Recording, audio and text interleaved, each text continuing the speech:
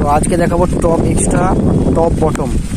ওকে, তো এটা হচ্ছে আমাদের কন্টিনিউয়াস বিম, এটা কন্টিনিউয়াস বিম চলে যাচ্ছে। এবার দেখাচ্ছি টপ এক্সট্রা কোনটা কেমন হয়। এটা হচ্ছে টপ এক্সট্রা, এটা হচ্ছে টপ এক্সট্রা, আর এটা হচ্ছে ওপরেরটা হচ্ছে মেন বার। এটা হচ্ছে মেন বার, আমাদের মেন রডটা হচ্ছে ওপরে, আর নিচেরটা হচ্ছে টপ এক্সট্রা। তো টপ এক্সট্রাটা কতটা যাচ্ছে? এই টপ এক্সট্রাটা কন্টিনিউয়াস যাচ্ছে না, এটা হচ্ছে এই জায়গাটায় কাট অফ হয়ে যাচ্ছে। এই জায়গাটায় টোটাল রডটা কাট হয়ে যাচ্ছে। এই জায়গাটায় আমরা 4টে দিয়েছি, 5টা টপ এক্সট্রা দেওয়া হচ্ছে, 1 2 3 4 5। ওকে, টপ এক্সট্রা এই জায়গাটায় কাট অফ হয়ে যাচ্ছে, এটা কন্টিনিউ যাচ্ছে। এখানে দেখো দুটো দেখতে পাচ্ছ, উপরে একটা নিচে একটা, তারপরে আবার সিঙ্গেল এখান থেকে একটা চলে যাচ্ছে। ওকে, এটা হচ্ছে L/4 ডিস্টেন্সে দেওয়া হয়েছে।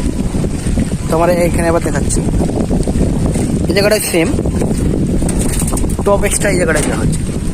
আবার দেখো দুটো রড আসছে, সেম এই জায়গাটায় কাটা হচ্ছে।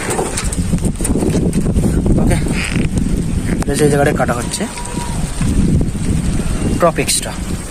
আর এই যে গ্যাপ, এটা আমরা 25 mm গ্যাপ দেওয়া হয়েছে, এই যে গ্যাপ। আর তার আগে বলে দিই, এই মধ্যখানে যে একটা রড দেওয়া হয়েছে, এটা না হচ্ছে প্রেসার বার। প্রেসার বারের কাজ কি? ওপরের রড আর নিচের রড না একসঙ্গে জয়েন্ট হয়ে যায়, না জুড়ে যায়, তাহলে আমাদের কংক্রিট এখানে ঢুকতে পারবে না। তার জন্য আমরা এটা গ্যাপ করা হয়, তাহলে আমাদের কংক্রিট যখন ঢুকবে তখন স্ট্রেংথটা পেয়ে যাবে। না যদি ঢুকতে পারে, টোটাল আমাদের টপ এক্সট্রা দেওয়াই বেকার।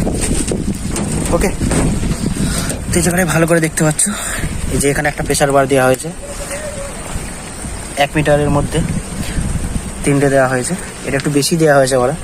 ওকে, এই যে আমরা গ্যাপ করে দেওয়া হয়েছে।